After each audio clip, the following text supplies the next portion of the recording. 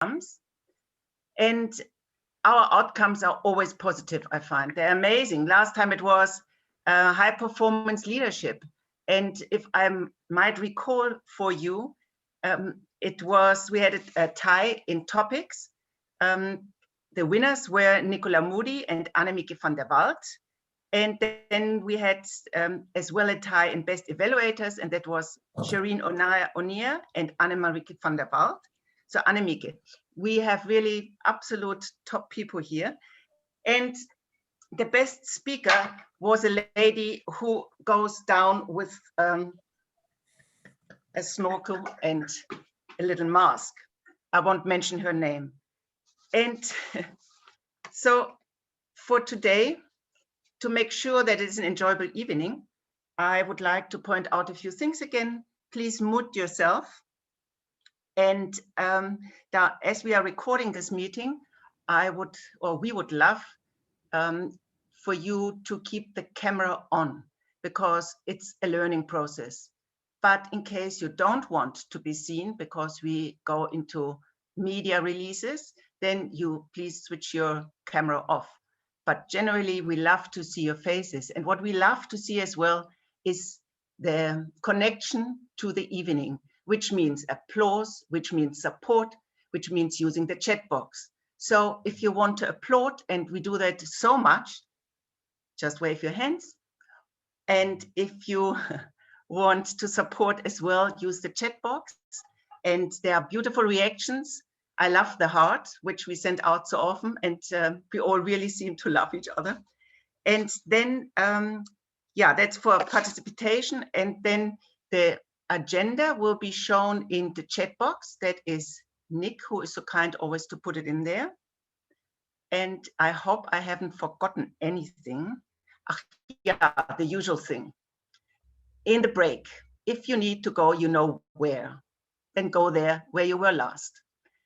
Having said all of that, I wish you all an enjoyable evening. We have fantastic speakers. We look forward to a real positive outcome tonight. And I would like to hand over to our wonderful, wonderful President, Verity. Thank you. Thank you, Gabrielle. Wow, you always open these meetings so beautifully and set the tone so spectacularly. So just wonderful.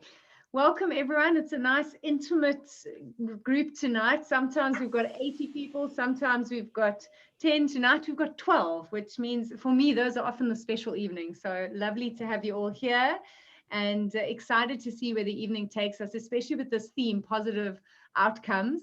I'm not going to lie, being the week of the finals of the Southern African Champs, I'm hoping for positive outcomes. So let's hope that tonight is the start of a good week for all of us.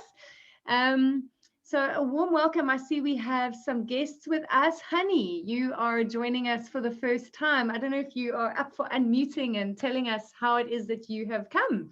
We'd love to meet you. Hello, everyone. Let me get my camera right here. Hello, everyone. I am Honey. I am based in Cape Town, of course, and I am basically writing my own keynote just now, because last year I had the idea of sending out my message that I want to send out, and I struggled a little bit how to do that, and I Googled and I came to you. I found you on Facebook, and that's why I contacted you. And I thought, now maybe I need some help, or maybe I need to see how the professionals are doing it. And that's why I'm here. Oh, wow. Well, welcome, Honey. You have definitely come to the right place. What I can tell you, I'm a professional speaker, so I have used Toastmasters as my platform to work on pieces of my keynotes. And it's a beautiful, safe place to practice, to get feedback, to apply that feedback, because then when you get out into the professional world, you go, you know what, I know that this works already. So I'm so glad you're here, and we look forward to sharing the meeting with you. I know we've got some icebreakers tonight. So Eugene and Robert, so excited to have you start your Toastmasters journey with us and see where it takes you. That's the beautiful part. It starts with this first step, and that's what tonight is all about. From my side, I'm sure there's a lot of admin that I should be aware of, but my next door neighbor popped over earlier and she bought a bottle of champagne, and this is the last bit that's left. And I'm practicing my contest speech tonight, so it's going to be very loose and very spontaneous. I'm just warning you. But this is Toastmasters, so it is customary in Toastmasters to make a toast to the country that we're in. So I see there's some glasses coming up. You all look a lot better behaved than I am. Honey, you can just pretend we're totally fine with with miming our glasses. But to South Africa and all her speakers, cheers. South Africa and all her speakers.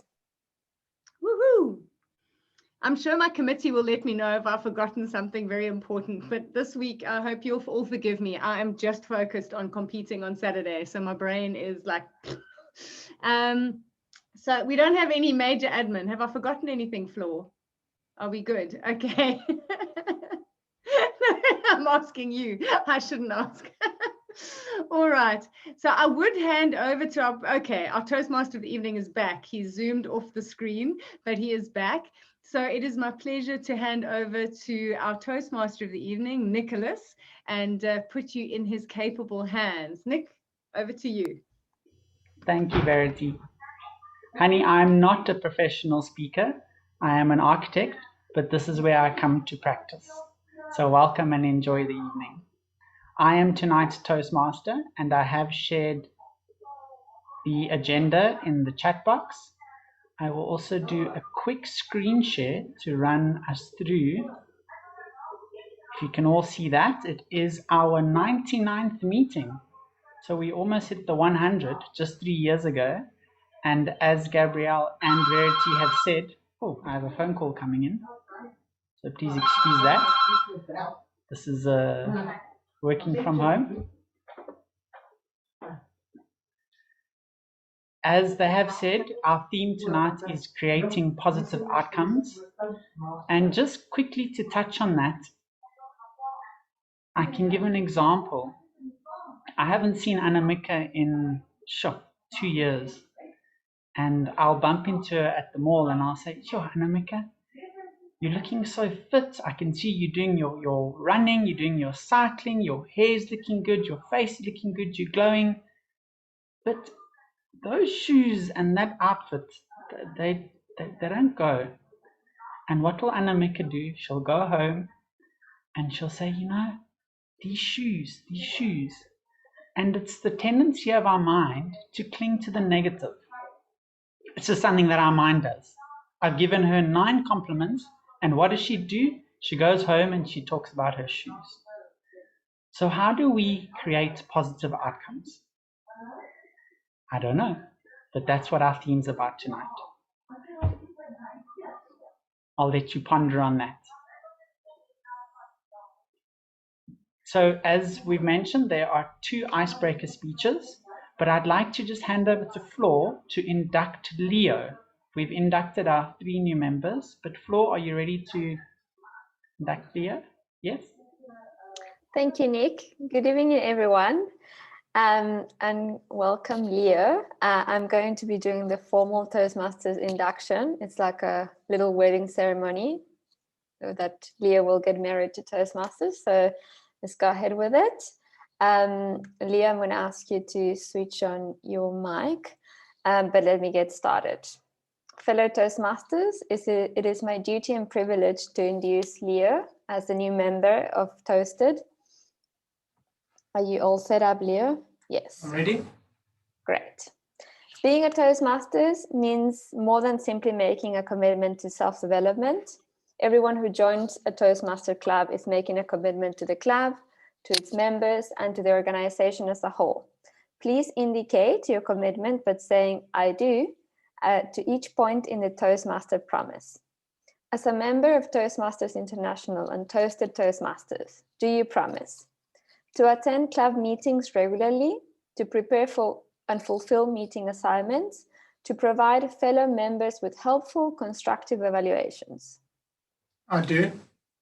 Do you promise to help the club maintain the positive, friendly environment necessary for all members to learn and grow, to willingly serve your club as an officer when you call upon to do so, to treat your fellow club members and our guests with respect and courtesy? I do. You do, you don't? I I do. didn't hear that. Yes? Sorry, I can't hear you, Leah. And lastly, to bring guests to the club meeting so they can see the benefits of Toastmasters and how great Toast it is. To adhere to the, oh, I think my internet is bad. Can you guys hear me? Sorry. Yes. Can you hear me? To adhere to the guidelines and rules for all Toastmasters education and recognition programs, and to act within the Toastmaster core values of integrity, respect, service, and excellence during the conduct of all Toastmasters activities. I do. Awesome. Please, everyone, switch on your mics and let's give Leo a round of applause and a big warm welcome to the club. Woo! Welcome, Leo. Looking forward to seeing you here and to see your growth. Thank you. Thank you, Nick. Thank you, Flo. I think I botched it up last week. You did it so eloquently. I had to step in and induct our other 3 members, Robert, Leo, and Claire. So back to tonight. We've got just the one role player, and it is Robin, and he's so kindly taken up the timekeeper role. So Robert, if you could please just explain your role. Thank you, Nicholas. Greetings, Mr. Toastmaster, fellow Toastmasters and guests. As timer, I have the absolute honor as my first formal role at Toastmasters of timing the icebreaker, formal speeches, the evaluations, and the table topic speakers. Icebreaker speeches should be 4 to 6 minutes in length. At 4 minutes, the screen will turn green. At 5 minutes, the screen will turn yellow. And at 6 minutes, the screen will turn red. Those giving speeches should limit their remarks to the specific speech times. And then the standard speeches should be 5 to 7 minutes in length. At 5 minutes, the screen will turn green. At 6 minutes, the screen will turn yellow. And at 7, the screen will turn red. And then we'll do the other explanations for the timings after the break. Thank you. Master Thomas Foster. Excellent. Well done. So thorough. Definitely is like having Robert. What did you say in the beginning, Verity? You said Don't know. you said something about a space reference. Never mind. Back to Sorry. my back to my role to introduce the first speaker. But before I do, we have our evaluator, Anamika. If you could please just tell us what the role is of an icebreaker speech. Oh, shoot, I have it. Sorry. It's been a day. The purpose of the project is for the member to introduce himself, in this case Eugene, to the club and learn the basic structure of a public speech. That's it, perfect. And now I'm going to introduce Eugene Green with his first speech titled, Who Am I? Who Am I? Eugene Green. Take it away. Thank you, Nicholas. I'm laughing, and it's actually a nervous laugh. So yeah, here goes. That's my first. I remember from the last meeting. Anyways, thank you all for being here. Appreciate your ears, and let's see what happens. Are you ready? Is everybody good? Are you guys good? Ready to rumble? Okay, good stuff. Let's go. Who am I? A question often asked, but seldomly answered thoughtfully and with complete. Sorry, guys. I saw the little message popping up, and okay, if you don't mind, I'm going to restart. So I get distracted quite easily. I'll unlearn it. All right. Who am I? A question often asked, but seldomly, thoughtfully. Okay, this is not good. Do you mind if I take 2 more minutes just to kind of get my mindset right again. Absolutely, Eugene. What we will do is we can go to Leo and then come back to you. Sound good? Yeah, okay, let's do that. Cool. So we'll come back to Eugene till he gets his nerves back. I'm just going to unspotlight him. And Leo, are you ready?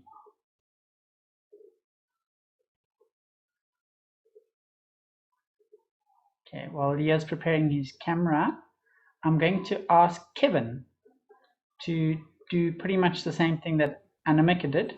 Tell us what you're looking out for in Leo's first icebreaker speech.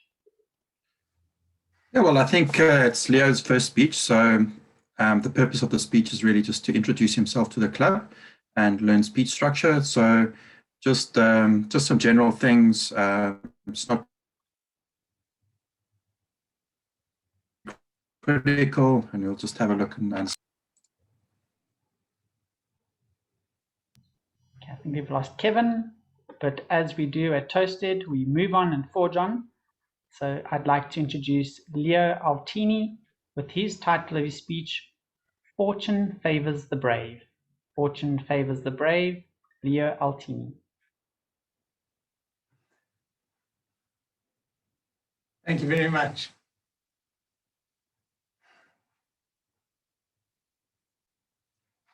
Fortune favors the brave. Fear and uncertainty. Where angels fear to tread. Risk and imagination. Could mean anything. Could mean the start of a journey. The decision to start your own business. What about starting a new relationship or ending one? Investing in anything uncertain, where the outcome is unknown. The late Shimon Peres, former Prime Minister and former President of Israel, and one of Israel's former founding fathers, in his book, No Room for Small Dreams, describes investing as many things: money, time, but most of all, heart. He goes on to describe how so often in life we fail to start out because we are so adverse to the possibility that we may fail. But, he cautions, probably the biggest risk that one can take in life is not taking on any risk at all. My journey for the last 10 years has been about taking on risk, has been about looking for challenges, coming up with ideas, executing on them, and making them happen. Stephen Kotler, in his book, The Rise of Superman, talks about when the impossible becomes possible. When one takes on a new challenge, one needs to turn off the prefrontal cortex of their brain and stop thinking for that moment. Step into the moment and just do it.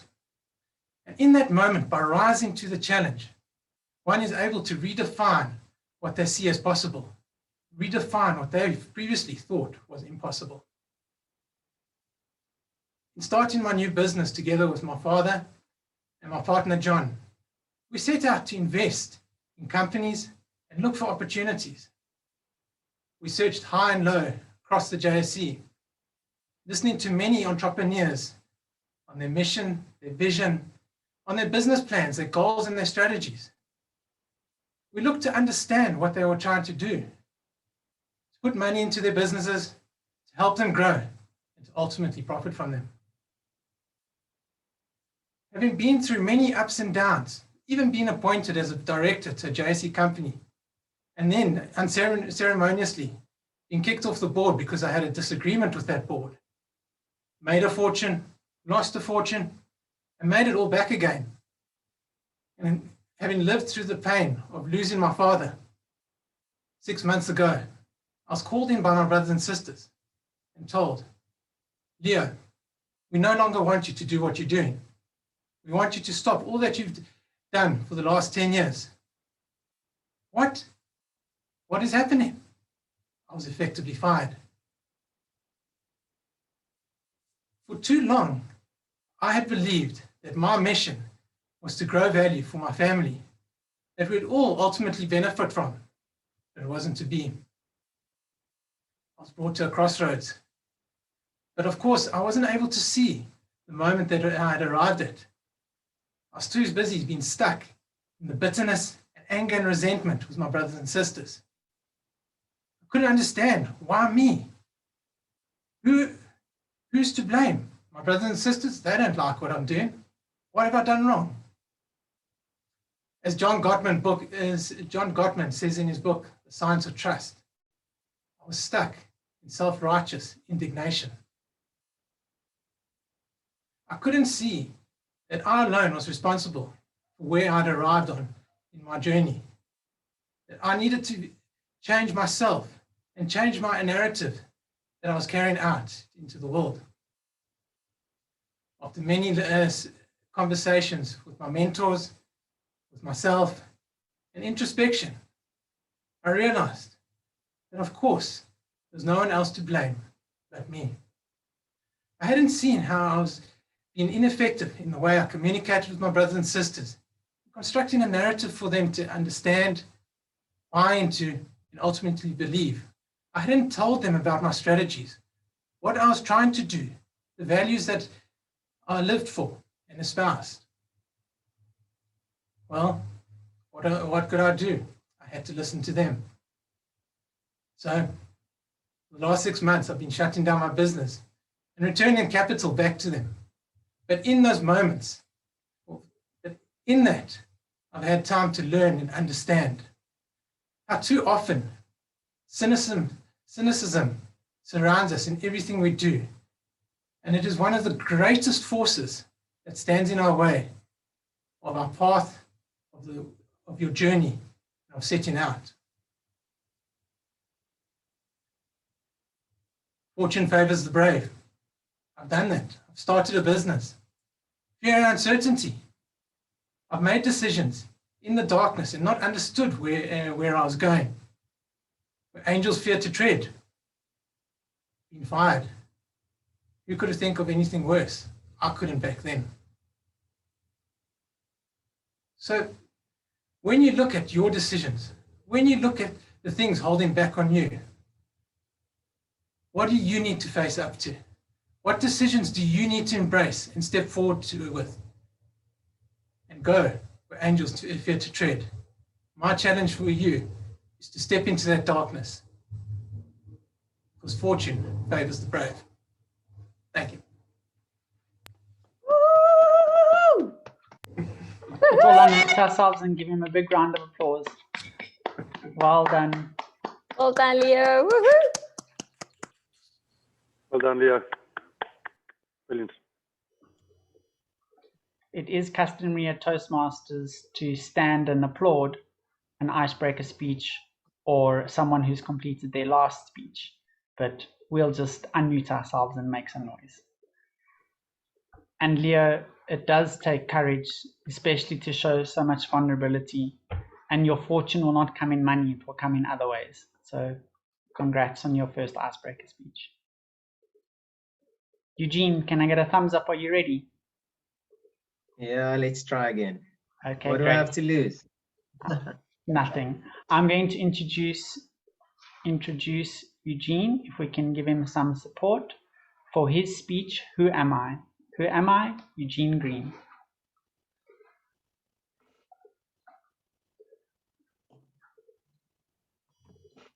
Who am I? A question. Who am I? A question often asked, but seldomly, thoughtfully, and with complete conviction. Ah, come on, boy. Why am I struggling so much? All right, here we go again. Bear with me, guys. I'm going to get this. Who am I? A question often asked, but seldomly answered thoughtfully and with complete conviction. A question abandoned by most, left to slowly wither away into the nothingness. Who am I? For as far back as my memory goes, I remember being a big dreamer. I was a young boy of about 6 years old with the wildest imagination. I couldn't help but to dream and scheme all about the significant life that I was one day going to live. I'm never going to be like the rest of my family.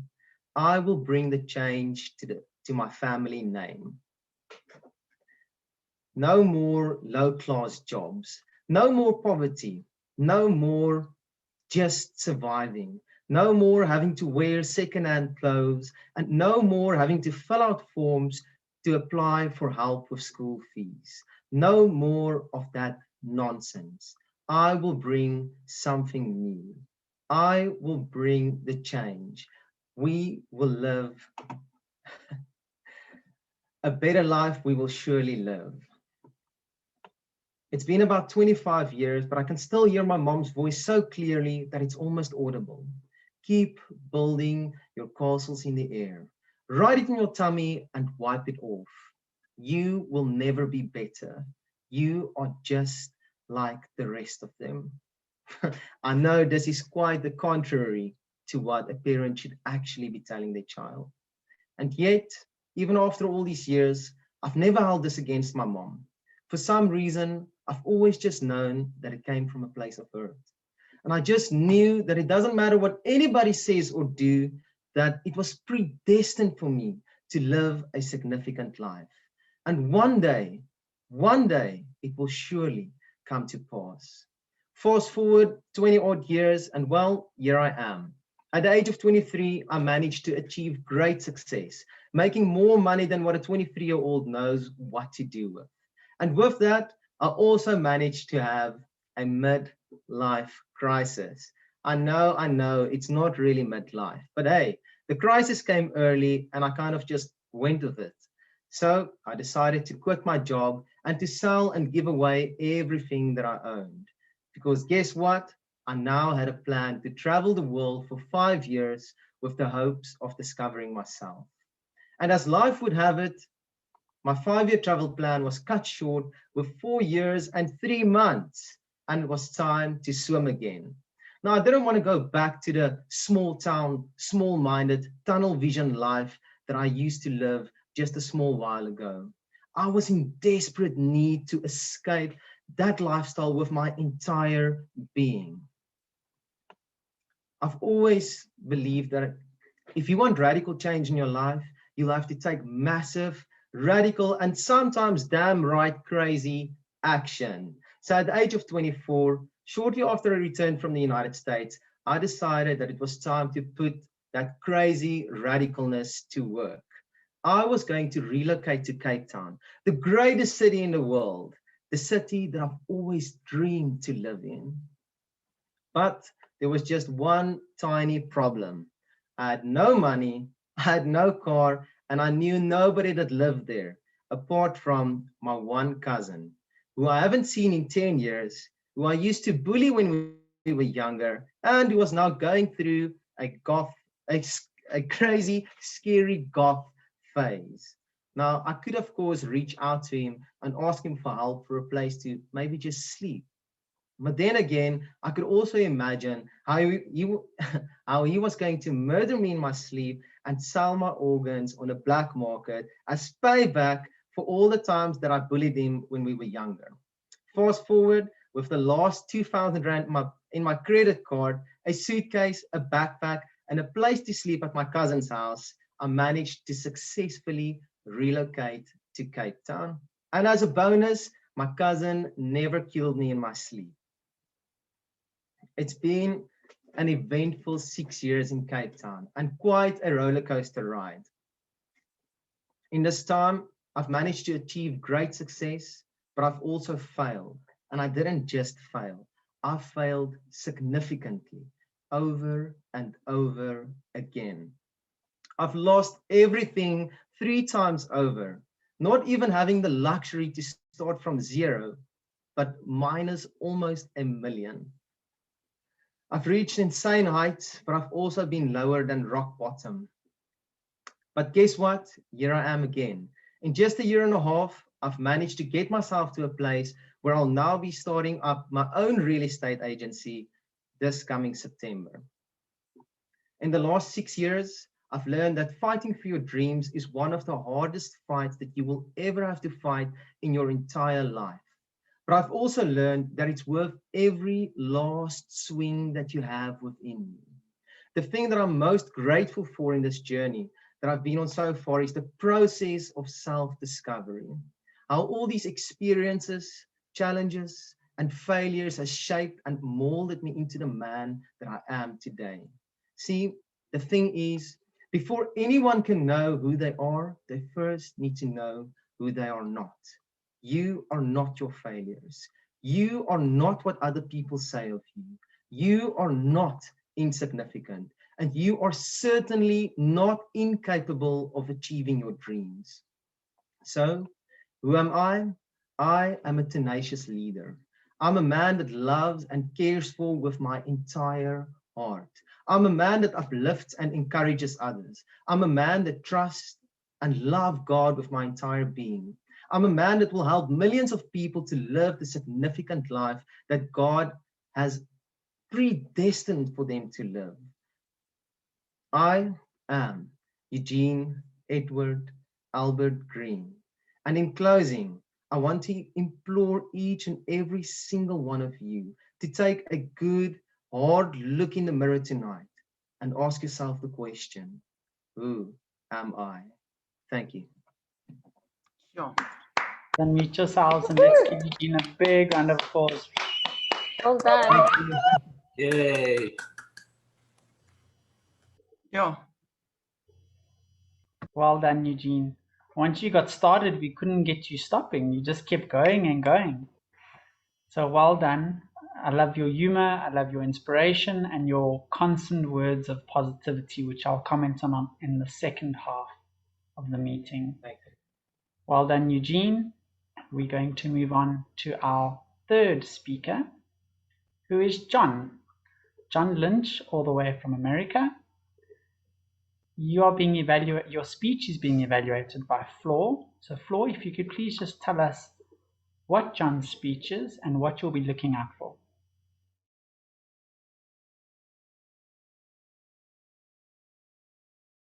Sorry, I lost I lost the paper. I'm coming for it.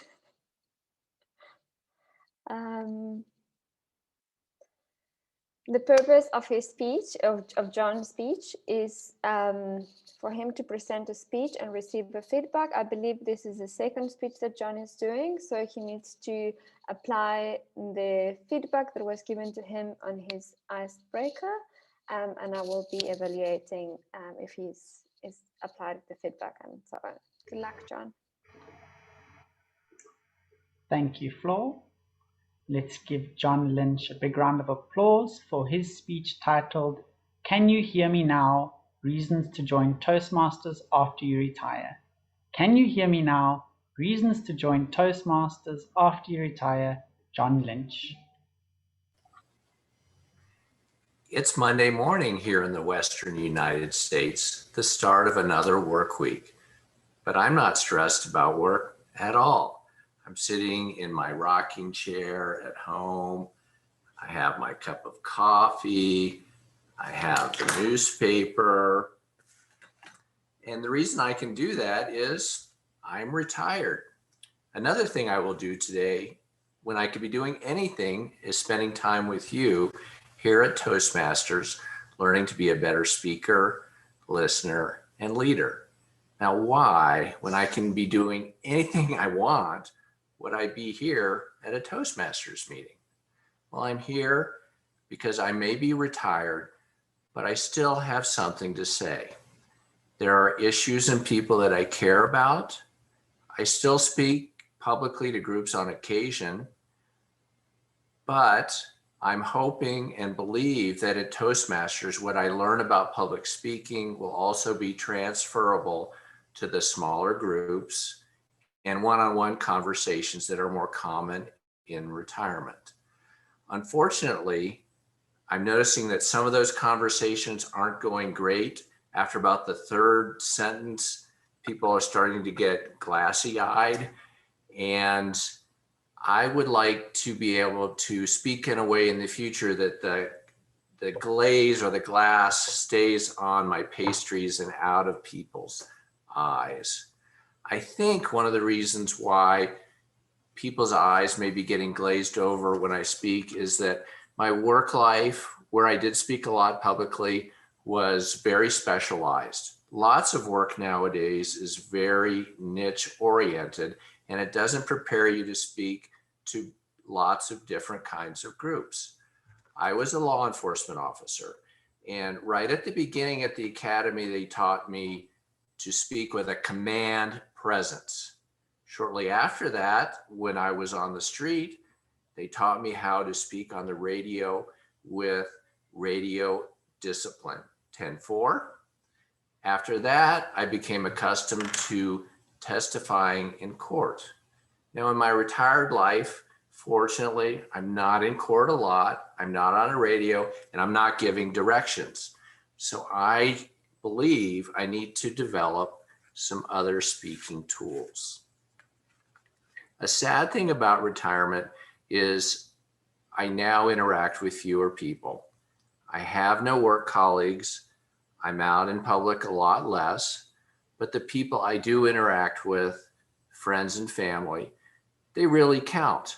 And I hope to be able to speak with them with good words and a good tone.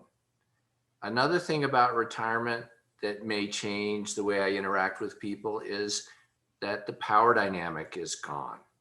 I can't use the authority of the badge anymore to influence anyone. No one comes to me kissing my hand or some other part of my body to curry influence. So I can't use that influence over people. I cannot hire, fire, or promote anyone. All I can use are good words and relationships and some enthusiasm, which I hope to be able to gain from Toastmasters. So I may have less power in retirement, but I do have a lot more time on my hands. That's not necessarily a good thing because my mind can ruminate and my mind can go this way and that way and this way and that way. But I find that when I'm writing a speech, it requires some positive self-reflection and it gets me going in a straight direction. And I always feel better after I have written and given a speech. An interesting thing about my retirement is I'm at the front end of retirement. I'm in my 60s. So I have a lot of new friends who are at different ends in retirement. They're in their 70s and 80s, and I enjoy them very much. Most of them are very sweet, but I'm afraid I, by my natural tendencies, will be a much more ornery person as I age. And I would like to learn from Toastmasters how to be more of a give and take person when I speak, not a one way, my way speaker. I can foresee the day when, because I have less going on, that I will be so excited about my prostate surgery. Yes, that I will share it with people and I'll gross them out. And most importantly, I want to stay positive as I age. I do not want to be someone who will be negative towards the younger generations when I don't even know that many people in the younger generations. I'm hoping that Toastmasters can help me stay on good topics and stay positive. And speaking of people of younger ages, one thing I really like about Toasted Toastmasters is that there are lots of younger people, and by younger, I mean younger than me. And there are also people my age and older. I enjoy that diversity of ages and background. I enjoy the speeches. They're all varied. There's nothing that is algorithm driven by Toastmasters. I'm surprised every time I come to a meeting here. To me, Toastmasters is old-fashioned fun. It's people speaking and listening and learning from each other. So for these reasons, in my retirement, I'm trying Toastmasters. And when I'm done with this Toastmasters, I'll be doing something else that I strongly recommend for your retirement days, but not your work life. And that's called a nap. Thank you. Let's give John a lovely round of applause. Thank you, John. The irony is that I'm living with my mom in a retirement village, but I'm not retired.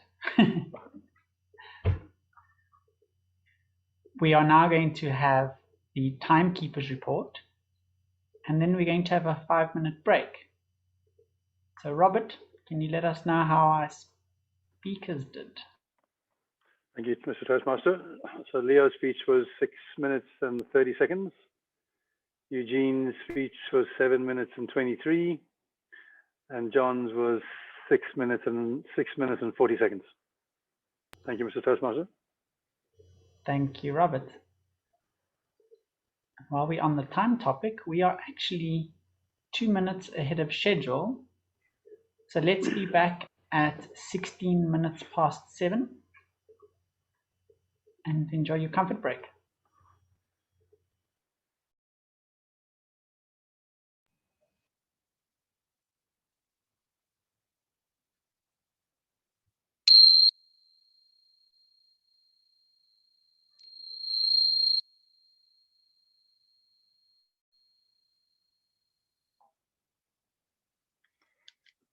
Dear friends, I would like to reconvene the meeting, and I must use my minute to say I am so touched by all the speeches, by the honesty, authenticity, warmth, just absolutely touching. So thank you to all of you who have spoken so well. It's so wonderful to have you with us.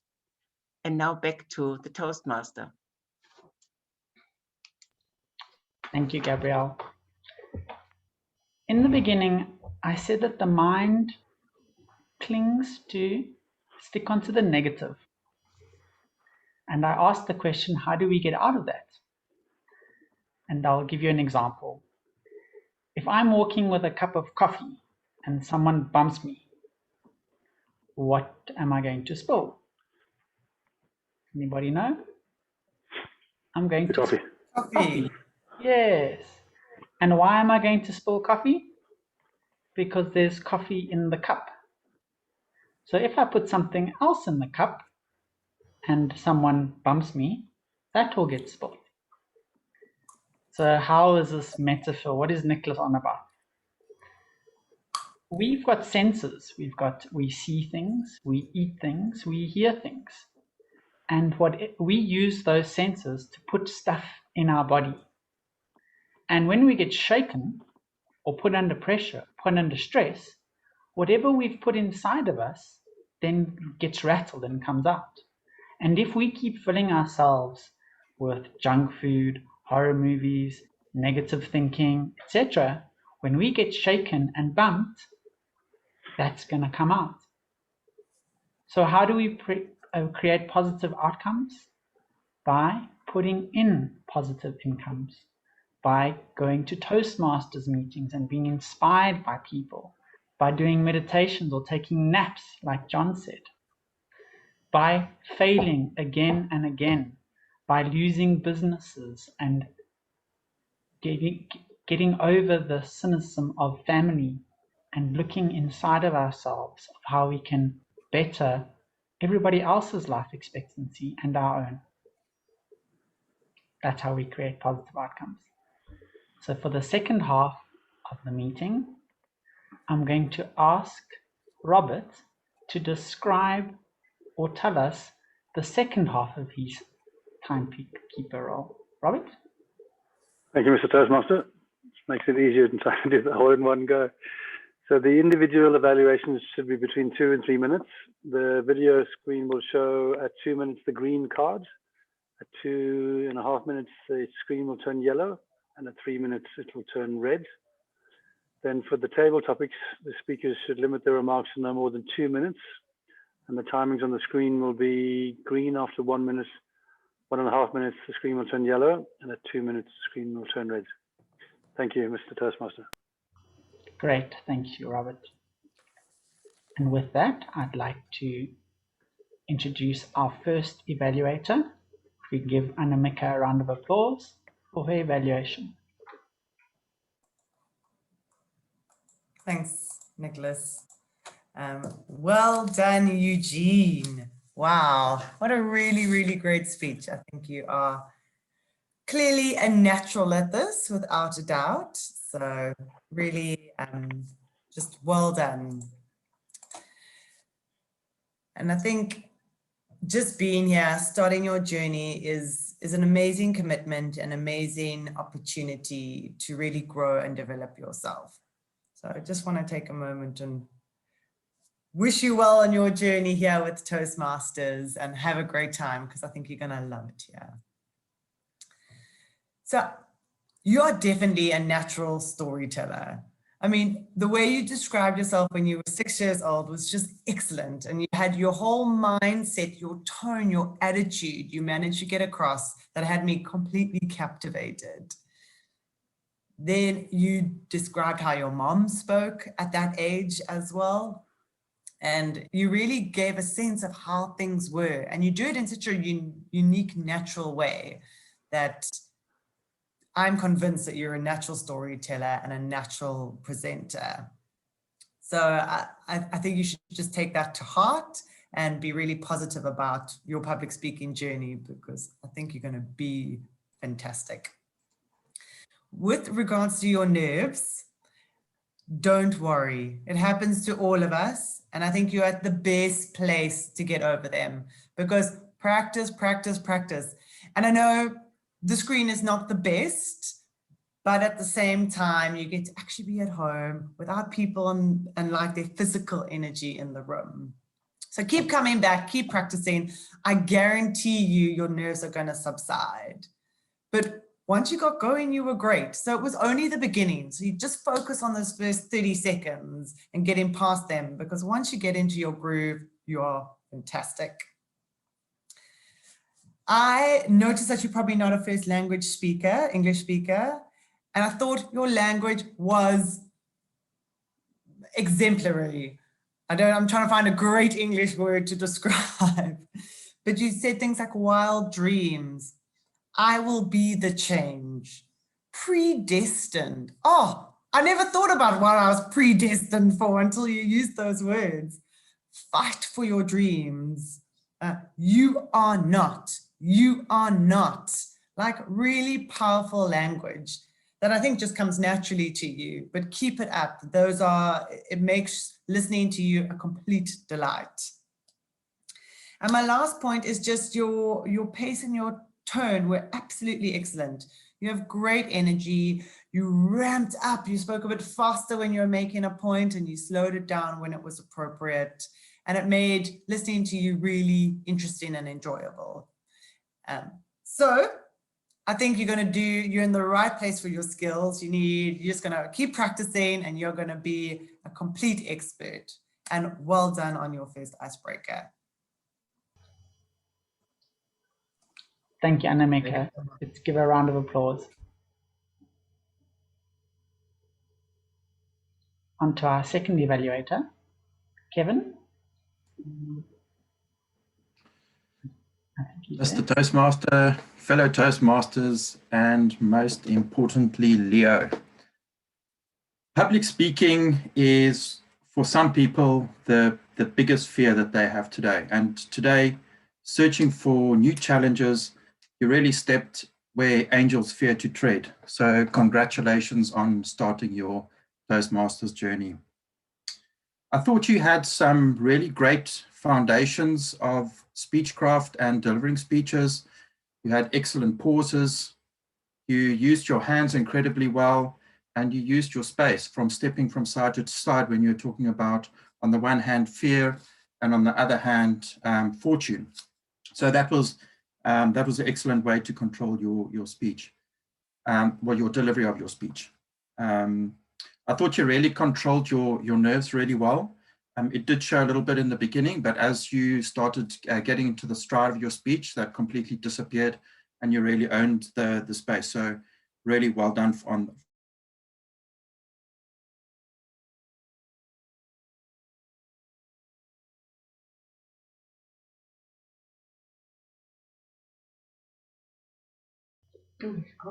for that.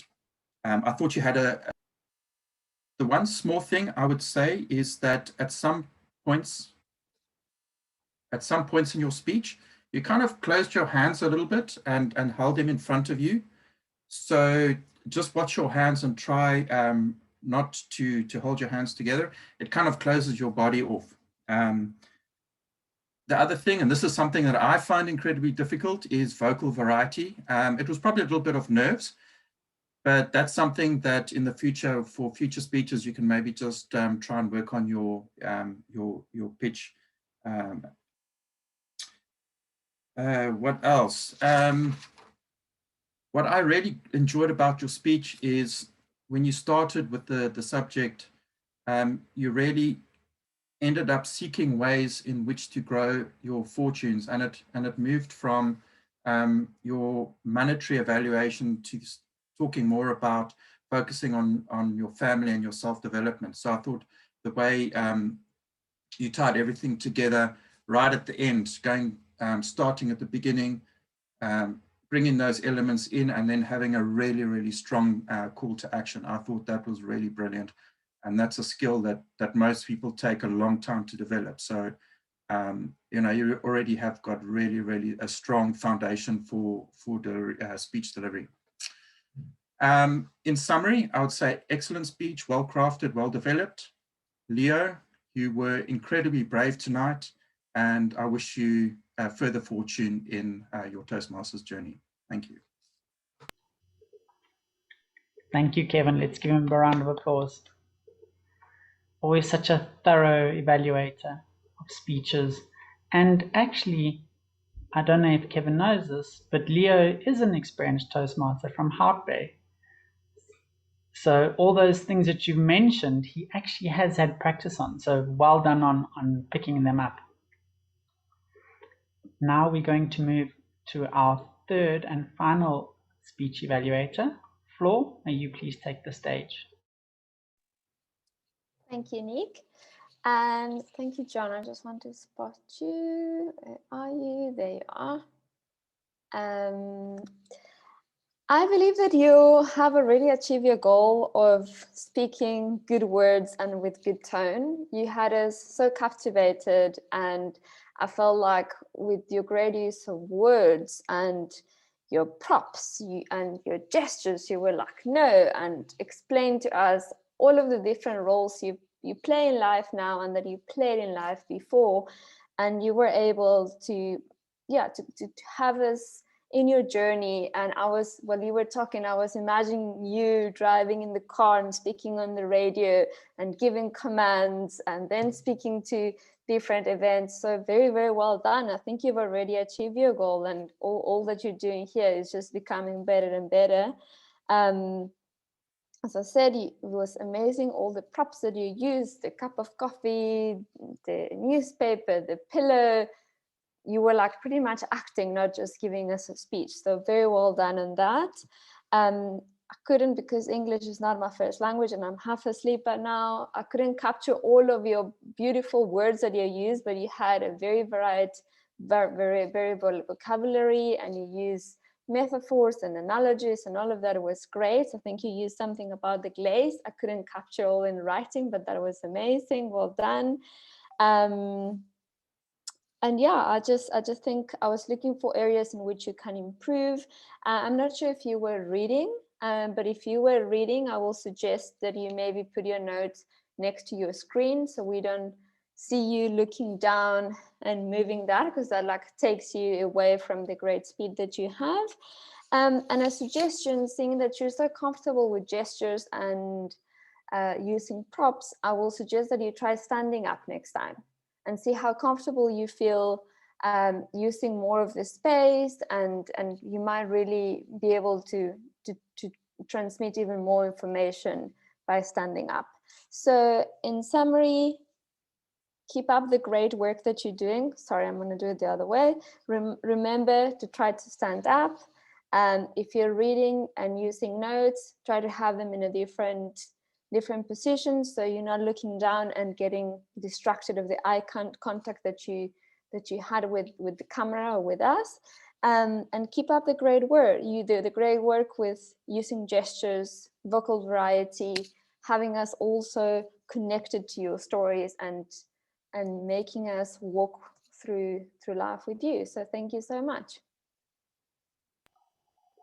Let's give Flo a lovely round of applause. It's lovely to have your energy back in the room and your positive feedback to John. I'm sure he gobbled it all up, didn't you, John? Yes. Since we have 3 prepared speeches and 3 evaluators, we're going to launch the poll for voting. So if I could just prompt my co-hoster to launch the poll. Verity. And while Verity, you can see it. okay, is everybody voting? Give me a thumbs up if you can. 2 more votes. 2 Okay, more good. votes. Okay, good. Cast your votes, people. Okay. This is Yeah. a vote that counts. Yeah. And I know, while, Hanley said this is difficult. Everyone was good. I know that's the hard part, Hanley. And you imagine when you're judging contests, it's like, wow. Okay. I'm going to end. Yeah, anyone else? We've got one more person who hasn't voted. You know who you are.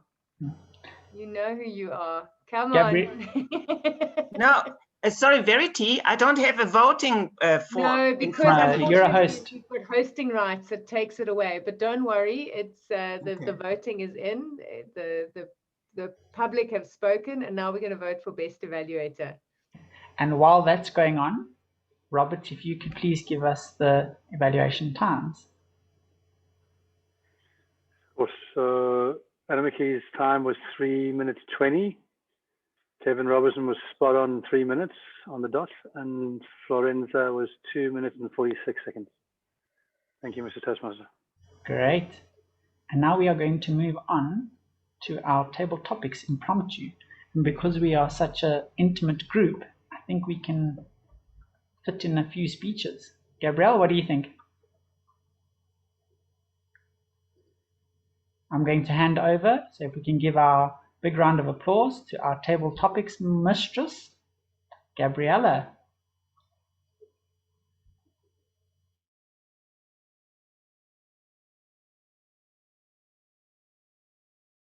Just going to ask her to unmute herself.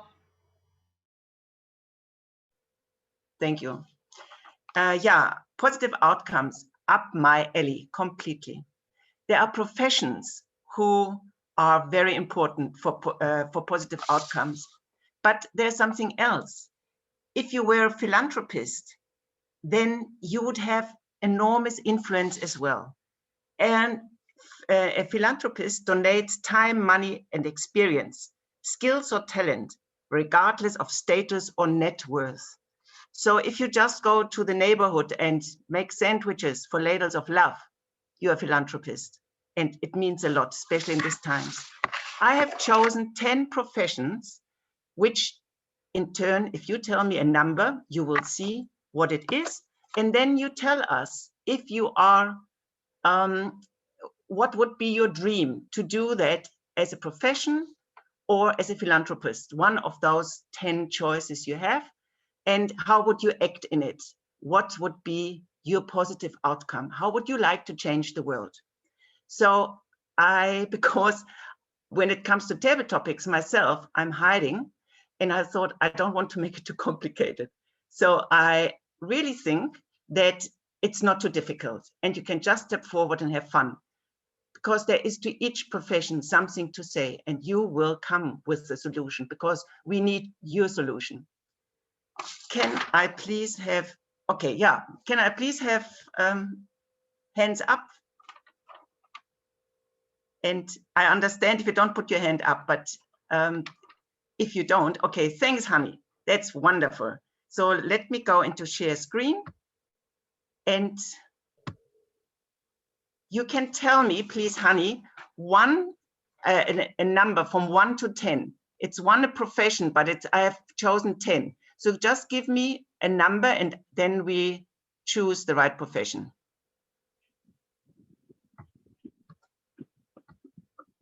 From 1 to 10, 7. give me a number. Let's say 7. Good. Then here. Aha, we are with journalism. Well, that's funny because I am working in this field. Look, here we go. Mustn't Yeah. be too complicated. No. Okay. Ready, steady, go. So what am I going to say now? What I like and what I don't like? Yeah, to create, if you want to create a positive outcome in journalism, what would you do? So first, what would you like to do? What I'd like to do, definitely good news are news, and the more good news, the more news we have to mention them. Also mentioning more underrepresented countries. Okay, I'm originally from Germany, so definitely this country has to report more on African countries and not so much on their own. That's what I would like to do. And definitely also put on more news on people who do good, especially like carers, for example. What else?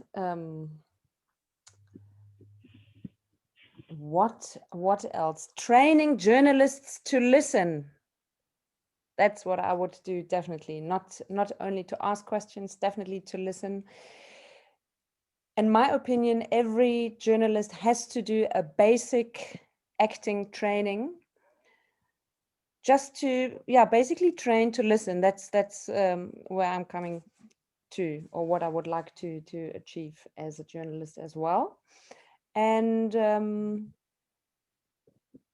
doing journalism not to sell, doing journalism because it should come from the heart to report the good news and not to sell your clicks or your newspapers.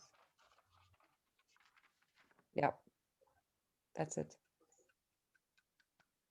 Honey, wonderful. Wonderful knowing that you're German as well, because in Germany, and I'm German too, they need to hear the good news. There are telling stories about South Africa which are not true. We have the best life in the moment here, and they are suffering, and they don't let the people come over here. 100%. So be strong, and training journalists to listen is another wonderful idea. So good luck, and we look forward to your articles and to your work. And wonderful you are with us. And then I would like another hands up. It's not so difficult, as you can see. Nicholas, I just felt it would be you. Okay, let me do it. Yeah, Nicholas, just give me a number, then I only share my screen. Number 9. Number 9.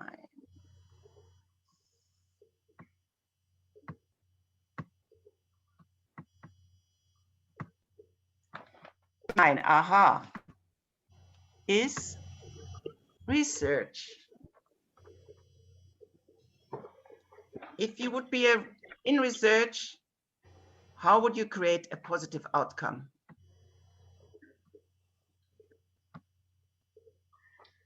Good evening, ladies and gentlemen. I am a researcher. And in these troubled times, do you know what everybody's all huddled up about? A virus. A virus that I have been researching way before the baboons were eaten by human beings. And I tell you that as a researcher, we need to stop talking like this and saying that when the X and the Y become the Z and then they eat the... Researchers need to explain exactly why the world and the human beings are being destroyed. They need to step up as researchers and expose the conspiracies, expose the cowspiracies, the seaspiracies, all the spiracies. They need to man up with the Netflixes and take out the corporate companies, and they need to expose the governments, because I have the facts. I know why the human race is dwindling, and why the planet Earth is dying, and why the universe is still spinning and not giving a damn about poor little Earth. As a researcher, I would expose everything. I would make it public. Google and I will spam everybody's emails what's really going on in this world. Thank you, Madam Toastmaster. I see already we changed the world. Huh? Between Honey and you, we are going there. So we need the next one to change this world to a better place, even though I believe we really have a good place here. So who may I invite next to choose a number? Thank you, Paul. From the car. I mean, this man is always on track. No matter where he is in the world, he is with us. I highly appreciate that. Paul, give me a number, please. I would like number 2, please.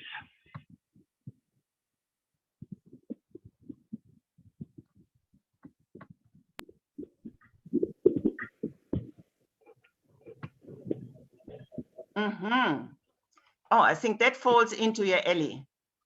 If you were a philanthropist or a professional, how would you create positive outcomes as an educator or be in the field of education? And maybe you have seen the photograph was from a green school.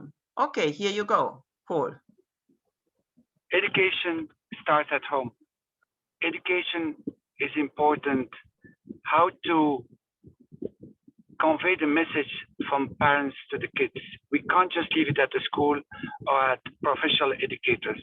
It's too easy to ask professional educators because we as a parent, we don't take our duty. We don't do our duty. We shine behind the schools. Although the schools are very important. The schools are fabulous in Europe. I went to a fabulous school. It gives me a lot of support, gives me a lot of strength into my life. And I wish that all kids could benefit what I benefited from school. If I've seen some countries, like in Kenya, where you have a little blackboard under a tree and one teacher with 40 little kids, it's a wonderful job. I wish really that I could contribute more with my time in education. But we all have a role to play as a parent, as a grandparent, and even as a fellow Toastmaster. We are all here to help us in the education at our level. Thank you, Madam Toastmaster. Always love what you have to say, Paul, because it comes from such a deep place of living the world and thinking about it. So thank you very much for that. And number 1 would have been a parent. So I give it away, but number 1 would have been a parent and number 2 was the educator. So you encapsulated point 1 and point 2. And then the next one, yeah, have you got still time, Nicholas? Okay, good. One more. Okay. Who is the brave one? One more for the last taking. Leo, you did so well tonight already. Are you up again? Or is it too much asked now? Because you are so good standing there. You look so sophisticated. I love your smile. I think you yourself are a positive outcome. Will you stand up for the next task? Yes, number 6. Thank you. Let's see where we go here. Share screen.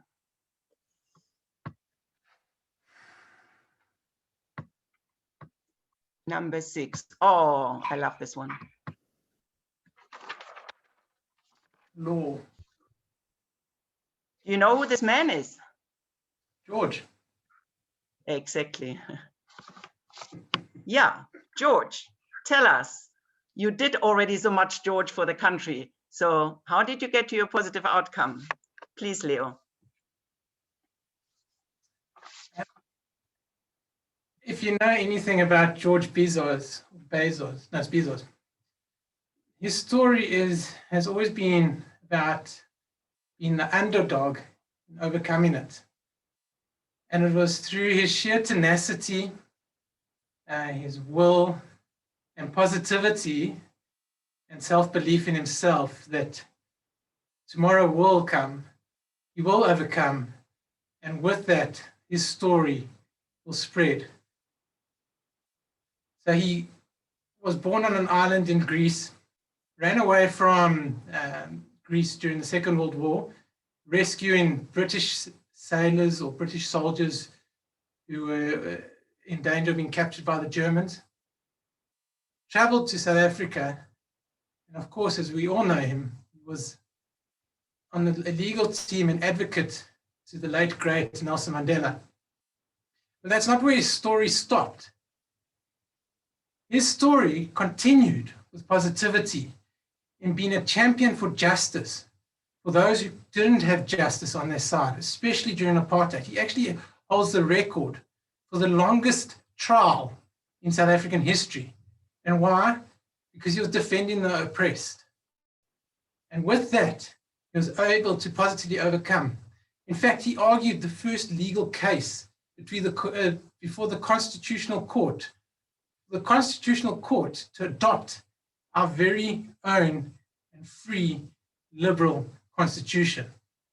He said that was probably the hardest case of his life because so much rested on it, as if his entire life's work rested on it.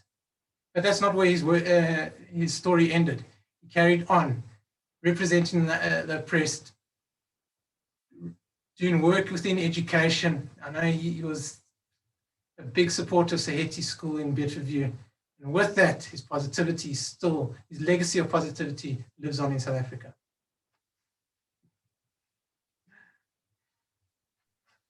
Leo. I mean, that was an icebreaker.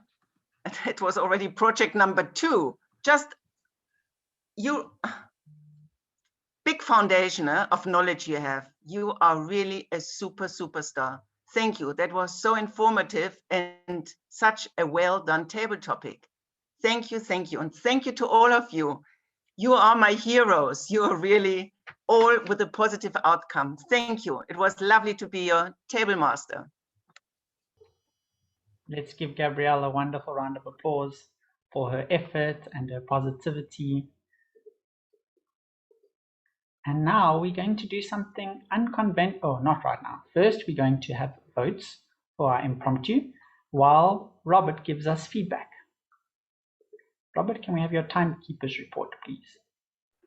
Thank you, Mr. Toastmaster. So, Hani spoke for 1 minute 36 seconds. Nicholas, you spoke for 1:21. Paul, you were on for 1 minute and 15. And Leo, 2 minutes and 8 seconds. Thank you, Mr. Toastmaster. Thank you, Robert. That almost concludes your role for this evening. As mentioned, we're going to do something unconventional. Our president, Verity, as we know, is competing in the finals this Saturday, and she's going to grace us by practicing her speech.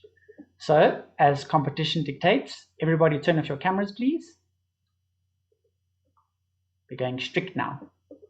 And all stay muted, as I will be representative of the contest chair. Can I pin the timer? Can I pin Robert? Is he still going to time? Robert will time for you. Yes. So Verity, can you please indicate with a thumbs up and an OK that you are ready to speak? I can see Robert's picture. I don't know if that means the timer's working. His timer will start when you start. Okay, perfect. As long as you pin the timer. Great. Ready.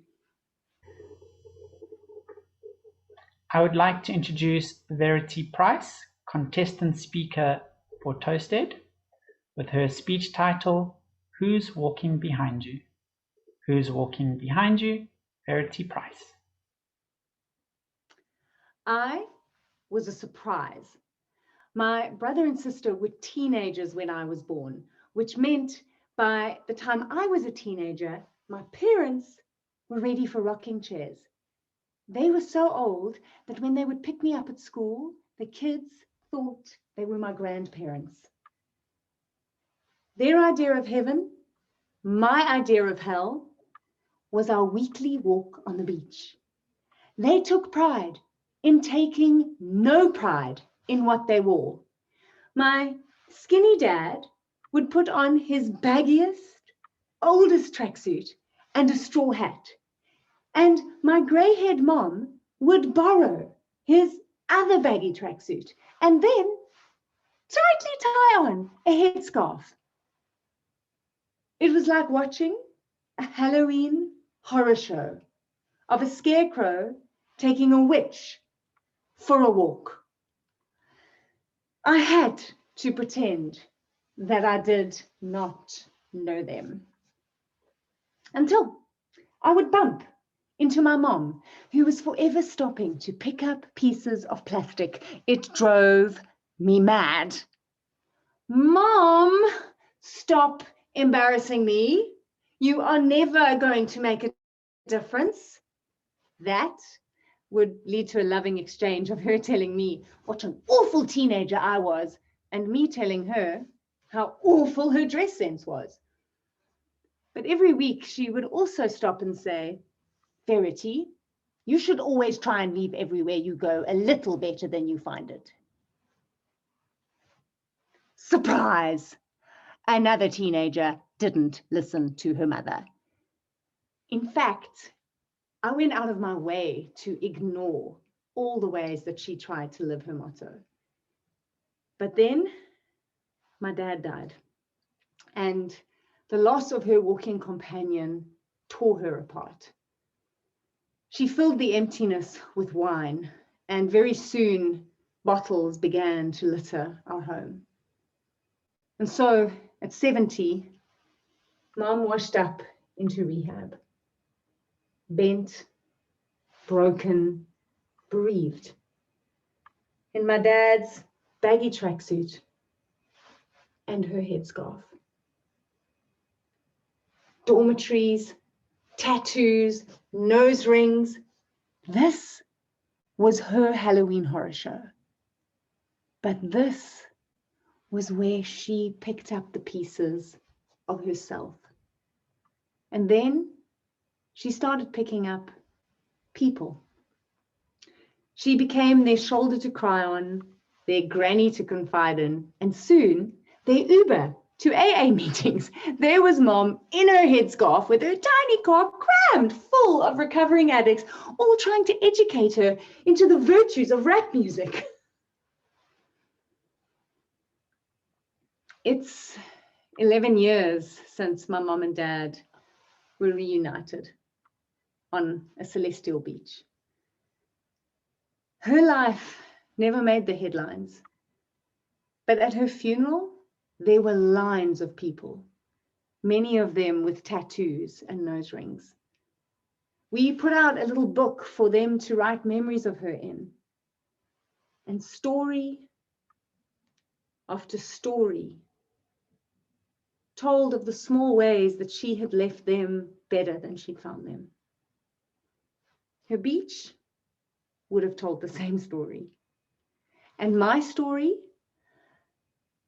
it took losing my mom to finally listen, to finally realize that, surprise, there are always opportunities to leave things better than I find them. Whether it's growing a garden in my rented house, or cleaning up a classroom after giving a keynote, or polishing a presentation for a friend. Every day, I am gifted moments where I can live my mom's motto. And I know that she's laughing because I cannot walk down a beach without picking up pieces of plastic. It drives my family mad, but I don't wear a headscarf. This world is littered with problems. Plastic, pollution, poverty, politicians. I would go on, but I've run out of words that are politically correct that start with a P. But would any of these problems exist if the ones who'd walked before us had lived by my mom's motto? No. In fact, all the good that we enjoy is because someone looked at their stretch of life and they chose to clean it up. Gandhi, Mother Teresa, Mandela, leaders who became legends because they left everywhere they went better than they found it. And if you think about it, isn't that the ultimate form of leadership? To have your actions inspire others and create a better world for the ones who walk behind you. And then it hit me. there are people walking behind me. My actions impact them. So you might want to look over your shoulder and see who's walking behind you at home, at work, on the beach, in your club. Because regardless of whether you want to be a leader who becomes a legend or someone who simply leaves a gentle legacy, all this world needs to become a better place is more people making a simple choice. A choice that I watched my mom in her headscarf make every day. A choice that thankfully doesn't care who you are or how you dress to make it. It just cares that you make it. Because when you do make it, there is a very good chance that one day someone who's walking behind you could be giving a speech about how you left the world better than you found it. Contest chair. Now we can all put our videos on and unmute ourselves and show Verity some love.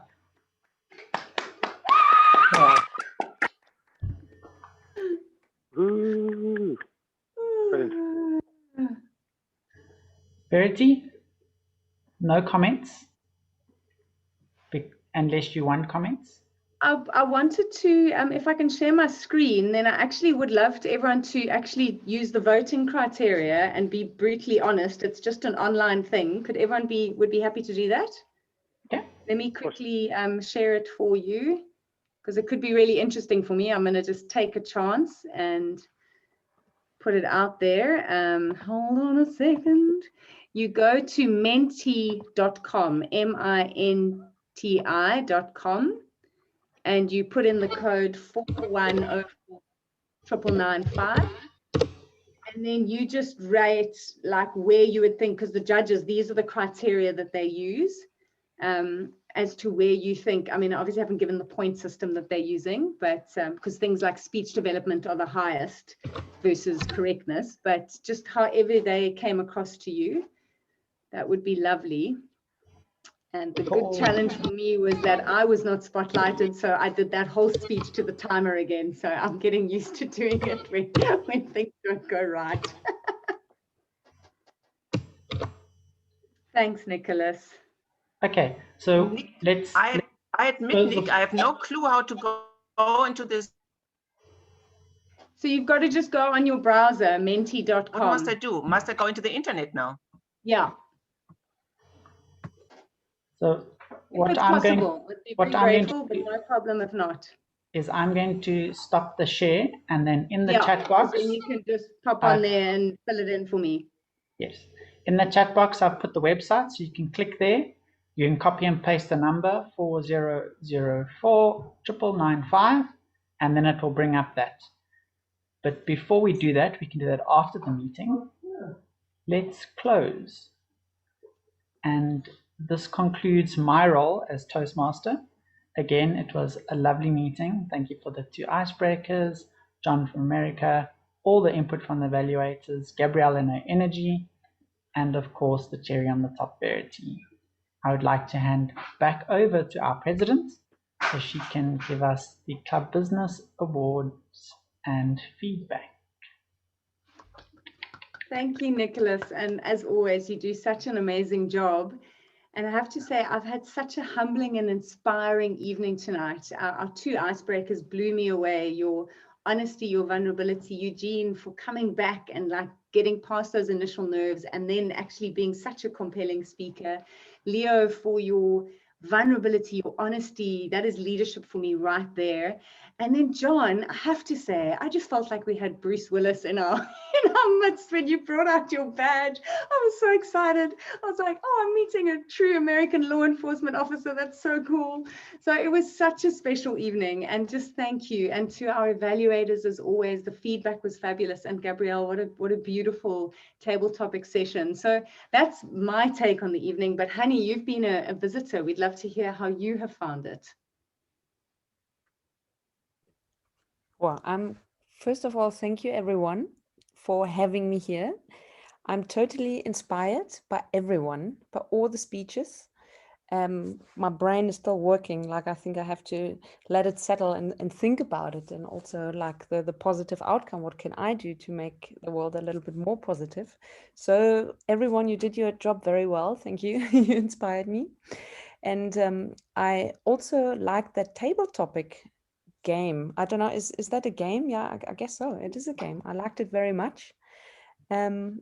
And now seeing you, how you did it, I think next time I would do it a little bit differently. I enjoyed it very much, and I'm so excited and so keen to come back. Yay, beautiful. Well, I'm glad when we hear people say next time, that makes us very happy.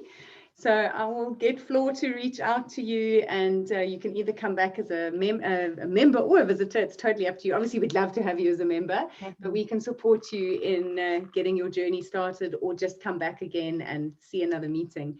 So yeah, just absolutely fabulous meeting. We do have some winners of the night. So let us share that. Let me find where I have put them. I've hidden them somewhere, you know. It's very complicated, this sharing a screen story. So I'm going to start with our awards.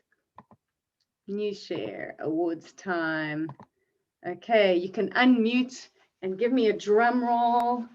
Our best table topic speaker of the evening. It goes to Nicholas Jackson. Woohoo!